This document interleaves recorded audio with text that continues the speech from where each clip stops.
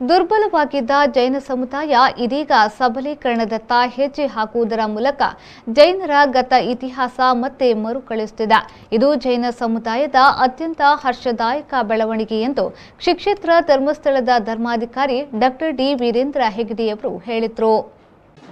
ಬಂಟ್ವಾಳ ತಾಲೂಕಿನ ಪಂಜಿಕಲ್ಲು ಗ್ರಾಮದ ಬಾಲೇಶ್ವರ ಬಳಿ ಶಿಲಾಮಯವಾಗಿ ನಿರ್ಮಾಣಗೊಂಡಿರುವ ಭಗವಾನ್ ಶ್ರೀ ಆದಿನಾಥ ಸ್ವಾಮಿ ಬಸದಿಯಲ್ಲಿ ನೂತನ ಏಕಶಿಲಾ ಮಾನಸ್ತಂಭೋಪರಿ ಚತುರ್ಮುಖ 1008 ಶ್ರೀ ಆದಿನಾಥ ತೀರ್ಥಂಕರರ ಪಂಚಕಲ್ಯಾಣ ಪ್ರತಿಷ್ಠಾ ಮಹೋತ್ಸವ ಕಾರ್ಯಕ್ರಮದಲ್ಲಿ ಪಾಲ್ಗೊಂಡು ಬಳಿಕ ನಡೆದ ಧಾರ್ಮಿಕ ಸಭೆಯಲ್ಲಿ ಧರ್ಮಸಿರಿ ಸ್ಮರಣ ಸಂಚಿಕೆ ಬಿಡುಗಡೆಗೊಳಿಸಿ ಅವರು ಮಾತನಾಡಿದರು. ದಕ್ಷಿಣ ಕನ್ನಡ ಜಿಲ್ಲೆಯಲ್ಲಿ ಎಲ್ಲಿಯೂ ಇಲ್ಲದ ವಿಶಿಷ್ಟ ಹಾಗೂ ಕಲಾತ್ಮಕವಾದ ಬಸದಿ ಪಂಜಿಕಲ್ಲುವಿನಲ್ಲಿ ನಿರ್ಮಾಣಗೊಂಡಿದ್ದು ಮುಂದಿನ ದಿನಗಳಲ್ಲಿ ಪ್ರವಾಸಿಗರ ಆಕರ್ಷಣೆಯ ಕೇಂದ್ರವಾಗಬಹುದು ಎಂದು ಅವರು ಹೇಳಿದರು. ಶ್ರೀ ಕ್ಷೇತ್ರ ಧರ್ಮಸ್ಥಳದಿಂದ ಜಿಲ್ಲೆಯಲ್ಲಿ ಸುಮಾರು 500 ದೇವಸ್ಥಾನ ದೈವಸ್ಥಾನದ ಜೀರ್ಣೋದ್ಧಾರಗಳಿಗೆ ಆರ್ಥಿಕ ನೆರವು ನೀಡಲಾಗಿದೆ ಎಂದ ಡಾಕ್ಟರ್ ಹೆಗ್ಡೆ ಅವರು ವಿಶ್ವಕ್ಕೆ ಅಹಿಂಸಾ ಮಾರ್ಗದ ಕೊಡುಗೆಯನ್ನ ಜೈನ ಧರ್ಮ ನೀಡಿದೆ ಎಂದರು. ಭಗವಂತನ ಯೋಗ್ಯತೆಗೆ ಸರಿಯಾಗಿ ನಾವು ಮಾಡುವಂತಹದ್ದು ಭಗವಂತನಿಗೆ ಆಲಯ ಅಂತಂದ್ರೆ ನಮ್ಮ ಮನೆಗೆ ನಾವು ಬಹಳಷ್ಟು ಖರ್ಚು ಮಾಡ್ತೇವೆ. ಮಾರ್ಬಲ್ ಹಾಕ್ತೇವೆ, ಸ್ಟೀಲಿನ ವಸ್ತುಗಳನ್ನು ಹಾಕ್ತೇವೆ, ನಮ್ಮ ಪಾಯಿಖಾನೆಗಳಿಗೆ ಬಾತ್ರೂಮಿಗೆ ಎಷ್ಟೋ ಖರ್ಚು ಮಾಡ್ತೇವೆ. ಆದರೆ ಭಗವಂತನಿಗಾಗುವ ಕೈ ಸ್ವಲ್ಪ ಹಿಂದೆ ಹೋಗ್ತದೆ.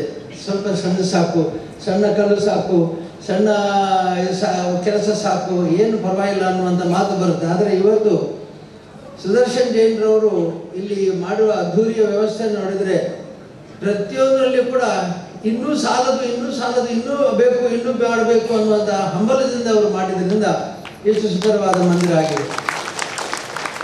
ಮಂದಿರ ಹೇಗಿರಬೇಕು ಅಂತಂದ್ರೆ ನಾವು ಹೋದರೆ ಒಂದು ಕ್ಷಣ ಅಲ್ಲಿ ಕುಳಿತುಕೊಳ್ಳೋ ಹಾಗಿರಬೇಕು, ಅಲ್ಲಿ ಹೋಗಿ ಕೂತು ಧ್ಯಾನ ಮಾಡುವಂತಿರಬೇಕು ಮತ್ತು ಪ್ರಶಾಂತವಾದ ವಾತಾವರಣ ಅಲ್ಲಿ ಇರಬೇಕು. ಅದು ಆಗಬೇಕಾಗಿದ್ರೆ ಅದು ಸುಂದರವಾಗಿರ್ಬೇಕು.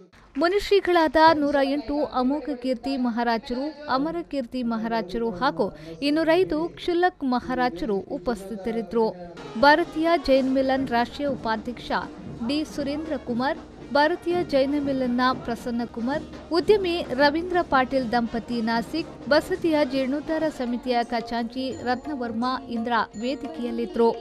ಇದೇ ವೇಳೆ ನಿರಂಜನ್ ಜೈನ್ ಕುಡ್ಯಾಡಿ ಹಾಗೂ ಶಿಲ್ಪಿ ಶ್ರೀನಿವಾಸ್ ಅವರನ್ನ ಸನ್ಮಾನಿಸಲಾಯಿತು.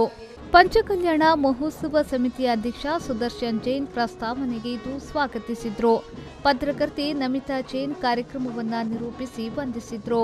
ಬಸದಿಯಲ್ಲಿ ಬೆಳಿಗ್ಗೆ ಯಕ್ಷ ಪ್ರತಿಷ್ಠೆ, ನಾಗ ಪ್ರತಿಷ್ಠೆ, ಆಶ್ಲೇಷ ಬಲಿ, ಧ್ವಜಾರೋಹಣ, ಮಾತೆ ಪದ್ಮಾವತಿ ಅಮ್ಮನವರ ಪ್ರತಿಷ್ಠೆ, ಲಕ್ಷ ಹೂವಿನ ಪೂಜೆ ಹಾಗೂ ಮಾತೆ ಪದ್ಮಾವತಿ ಅಮ್ಮನವರಿಗೆ ಸುವರ್ಣ ಕವಚ ಸಮರ್ಪಣೆಯು ಮುನಿಶ್ರೀಗಳಾದ 108 ಅಮೋಘ ಕೀರ್ತಿ ಮಹಾರಾಜರು, ಅಮರ ಕೀರ್ತಿ ಮಹಾರಾಜರು ಹಾಗೂ ಕ್ಷುಲ್ಲಕ್ ಮಹಾರಾಜರು ಮತ್ತು ಧರ್ಮಸ್ಥಳದ ಧರ್ಮಾಧಿಕಾರಿ ಡಾಕ್ಟರ್ ಡಿ ವೀರೇಂದ್ರ ಹೆಗಡೆಯವರ ಉಪಸ್ಥಿತಿಯಲ್ಲಿ ನೆರವೇರಿತು.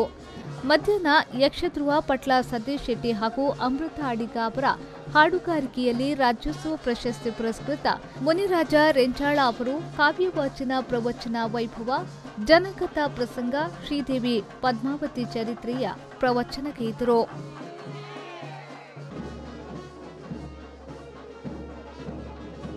ಸಂದೀಪ್ ಸಾಲ್ಯನ್, ವಿ4 ನ್ಯೂಸ್, ಬಂಟ್ವಾಳ.